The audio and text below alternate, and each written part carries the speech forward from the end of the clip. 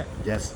ഇതുപോലെ തന്നെ 2024 പ്രശ്നം തോൽവി എന്താ പറയുന്നത് ഒരു വണ്ടി ഡെലിവറി എടുത്തതാണ്. അതൊരു സർപ്രൈസ് ഉപ്പാക്ക് കൊണ്ടിട്ടാണ് സർപ്രൈസ് ആയിട്ട് റേസ് കട യെസ്. സെയിം ഇപ്പോൾ 2025 ജനുവരി 1 വീണ്ടും അതേപോലത്തെ വണ്ടി റേസ് കെടുക്കുന്നത്. യെസ്. സർപ്രൈസ് ആണോ? അതുപോലെ റേസ് കാറിൻ്റെ എക്സ്പീരിയൻസ് എങ്ങനെയുണ്ട് ഈ ഒരു വർഷം വണ്ടി ഉപയോഗിച്ചിട്ട്? ആക്ച്വലി ഇതൊരു സർപ്രൈസാണ്. എൻ്റെ ഏരിയ മാനേജർ മിസ്റ്റർ റിച്ചിന് വേണ്ടിയിട്ട് സർപ്രൈസ് ഗിഫ്റ്റ് ഓക്കെ. പിന്നെ എക്സ്പീരിയൻസ് പറയുകയാണെങ്കിൽ നല്ല എക്സ്പീരിയൻസ്. കാരണം ഒരു വർഷം എൻ്റെ ഉപയോഗിച്ചിട്ട് ഞാനിപ്പോൾ നല്ല ഫീഡ്ബാക്ക് കൊടുക്കും.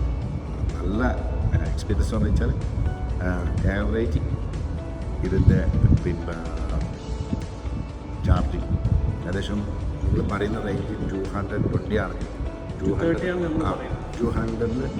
200 എപ്പോൾ പകുതുന്നുണ്ട്. രണ്ടാമത്തെ കാര്യം ഇതിൻ്റെ മെയിൻ്റനൻസ് സർവീസുണ്ട്. സർവീസ് കോസ്റ്റ് വളരെ ശരിക്കും ഒരു 2 വീലർ സർവീസ് ചെയ്യുന്ന ഒരു മെയിൻ്റനൻസ് കോസ്റ്റ് ആയിട്ട് വരുള്ളൂ.